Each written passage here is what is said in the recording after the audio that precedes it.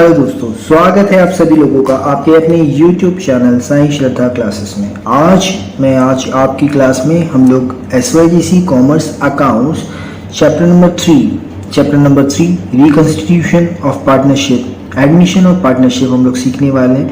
Admission of partnership क्या होता है? जब कभी भी कोई पार्टनर एंटर करता है बिजनेस में उसको कहते हैं admission. Reconstitution of partnership form, different forms of reconstitution, अलग अलग तरीके से रिकंस्टिट्यूट किया जाता है। इसकी ज़रूरत भी होती है। कैपिटल बजट नया पार्टनर लेकर आएगा, नया रेशियो बनेगा। सेक्रीफाइस रेशियो क्या होता है वो भी देखेंगे हम लोग इस चैप्टर के दौरान। Meaning of goodwill, valuation of goodwill, goodwill को मेजर करने के दो तरीके, super profit method, average profit method. Treatment of goodwill, revaluation of assets और लायबिलिटीज की वैल्यू को रिवैल्यू मतलब चेंजेस होगा। रिवैल्यूएशन मतलब चेंजेस होना, चेंजेस इधर इंक्रीज होगा या फिर डिक्रीज होगा।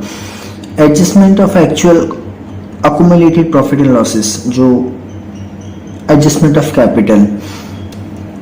सबसे पहले हम लोग देखते हैं इसके कंटेंट में। सबसे पहले मोस्ट इंपॉर्टेंट जो चीज़ है वो है कि भी पार्टनरशिप होता क्या है, रिकंस्टिट्यूशन होता क्या है।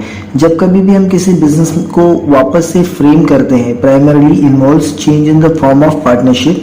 There is change in agreement बदलेंगे। Partnership leads change in relationship between the partners, change in the ratio, profit and losses में भी बदलाव कर दिया जाएगा।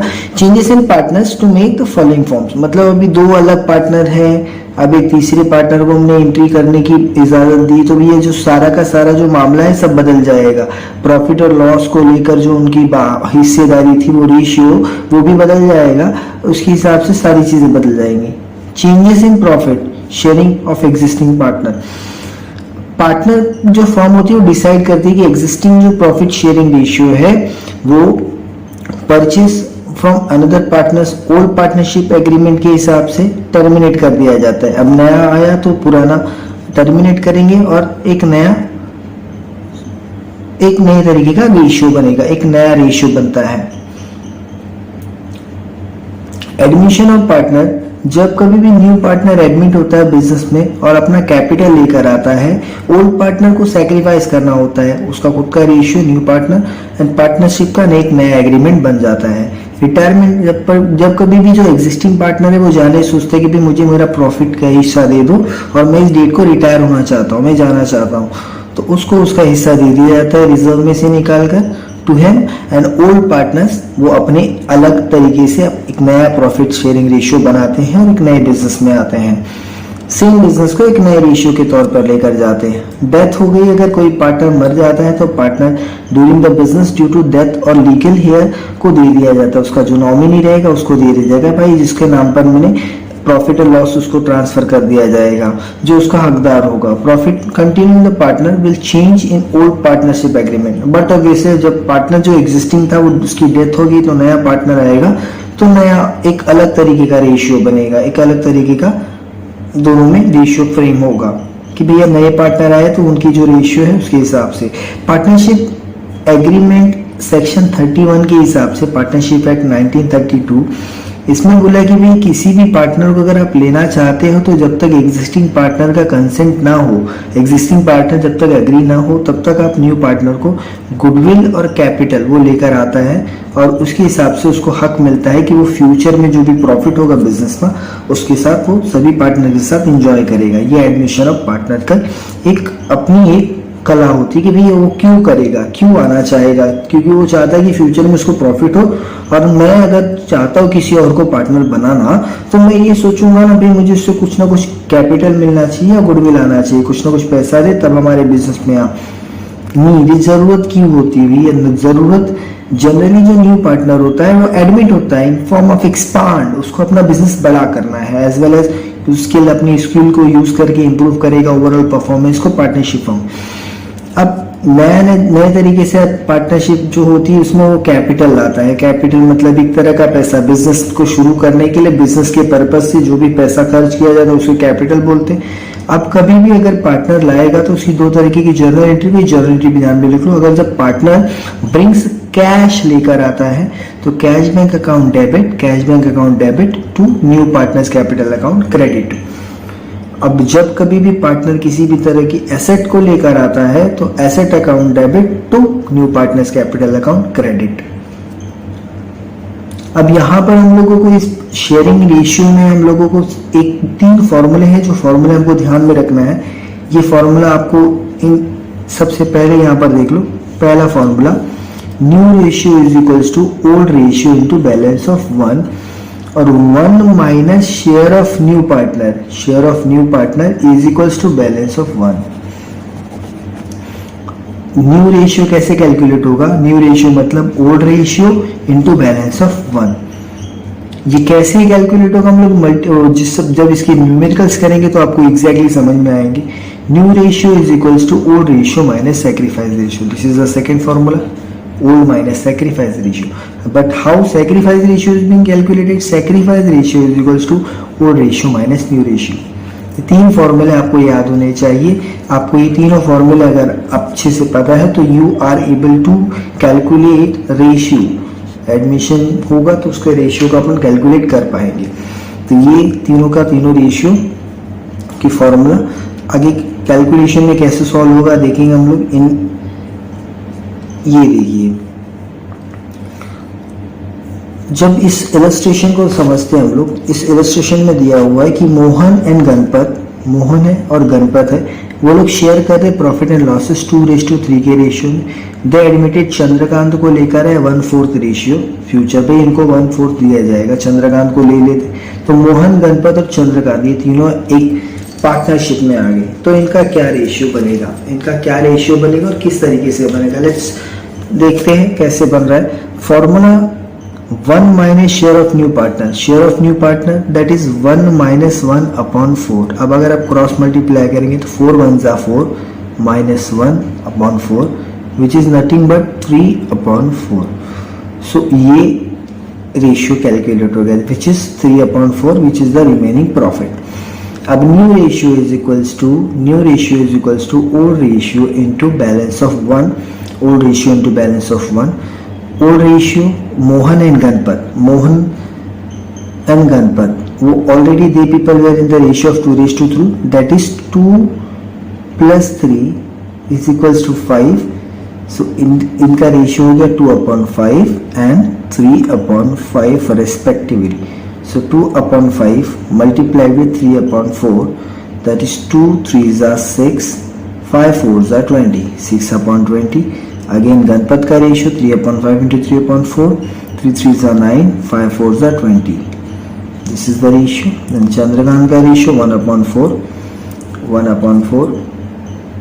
into 3/5, 1/4 that is 5/20, 1/4 that is 5/20. As simple as that, एकदम सिंपल सा फॉर्मूला है। आपको इस फॉर्मूले के हिसाब से इसको कैलकुलेट कर दिया और नया रेशियो मिल गया दैट इज 6 9 एंड 5। सर ये 5 कहाँ से आया, ये 5 कैसे लाया है वो देखते हैं हम लोग। इन 2/10 इन 2/10, 6/10 2/10 2/10 मतलब 6, मतलब ये इस तरीके से हो गया 6 2 2 that is 6 2 2 that is 2 3s are 6, 2 1s are 2, 2 1s are 2 that is 3 1 1। ये एग्जैक्ट रेशियो हो गया 3:1:1। तो इस तरीके से ये सम कंप्लीट हो जाता है।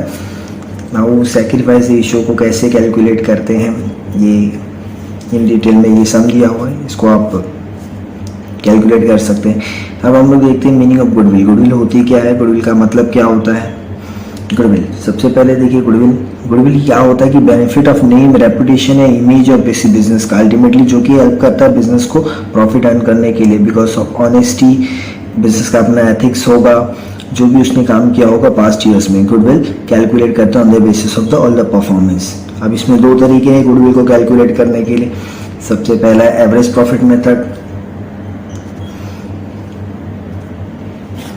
एवरेज प्रॉफिट मेथड में अंदर this method goodwill is calculated on the average basis. पिछले जितने भी साल रहेंगे उसके बेसिस, उसका जो एवरेज होगा उसके बेसिस पे उसको कैलकुलेट किया जाता है।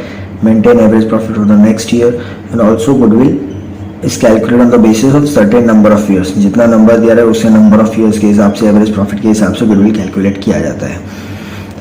टोटल प्रॉफिट कैसे कैलकुलेट होगा? Total profit is calculated adding profit of the previous year deducting the losses of any, जो भी लॉसेस रहेंगे उसको लॉसेस को डिडक्ट कर देंगे, प्रॉफिट को ऐड कर देंगे। Let's go ahead with the sum. सबसे पहले देखिए यहाँ पे क्वेश्चन है कि profit and losses of the past 4 year as follows. Year दिया है 2016, इतना प्रॉफिट है। प्रॉफिट को क्या करेंगे हम लोग ऐड करेंगे, जितनी प्रॉफिट रहेगा इसको भी ऐड कर देंगे 80,000। Loss will be subtracted, loss को सब्ट्रैक्ट करेंगे, profit again this will be added. So total profit of the firm, so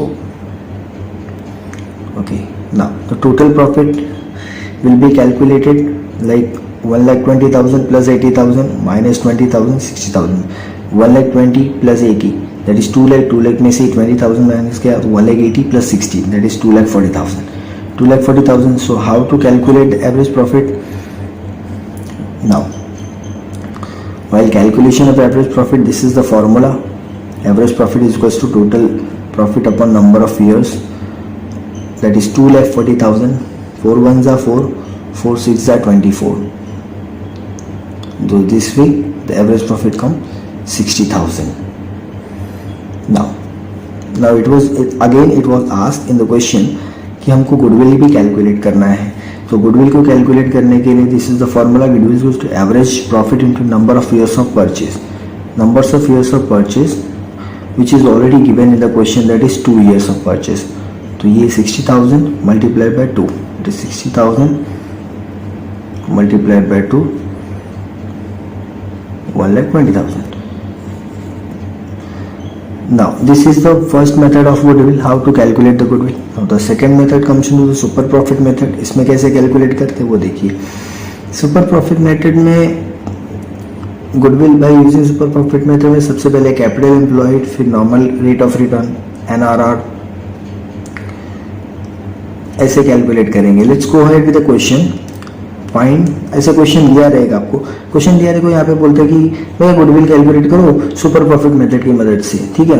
तो यहाँ पर 2014 का प्रॉफिट दिया हुआ है आपको, प्रॉफिट को क्या करेंगे ऐड कर देंगे, प्रॉफिट को क्या करेंगे ऐड कर देंगे, लॉस को क्या कर देंगे सब्ट्रैक्ट कर देंगे, loss will be subtracted, profit को ऐड कर देंगे।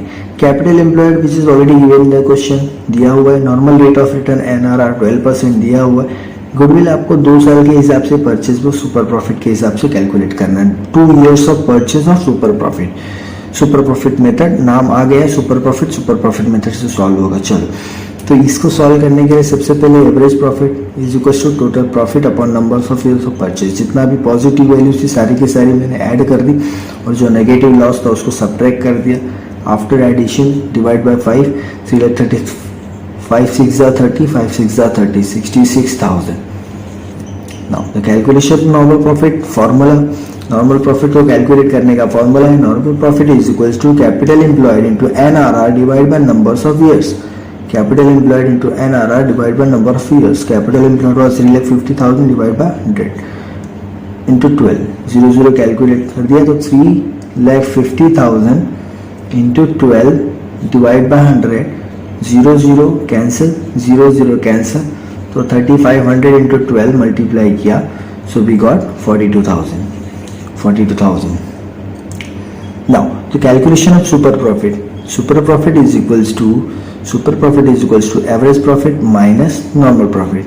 average profit was 66,000, यहाँ पर हमने एवरेज प्रॉफिट कैलकुलेट किया 66,000, normal profit was 42,000, 66 minus 42, 66 minus 42 ये भी 24,000, it is 24,000 which is super profit। now the goodwill will be calculated, goodwill for the 2 years, super profit into number of years of purchase, that is 24,000 into 2, 48,000। final question, finally we calculated the goodwill। this way we have calculated 2 types of sum in this part। next part कल आपको upload हो जाएगी video, तब तक के लिए इस channel को सब्सक्राइब कीजिए, हमें अपना प्यार दीजिए, लाइक कीजिए, शेयर कीजिए, कमेंट कीजिए। मिलते हैं नेक्स्ट वीडियो में, तब तक के लिए अपना ख्याल रखिए। Thank you so much. शुभ रात्रि, शब बखैर।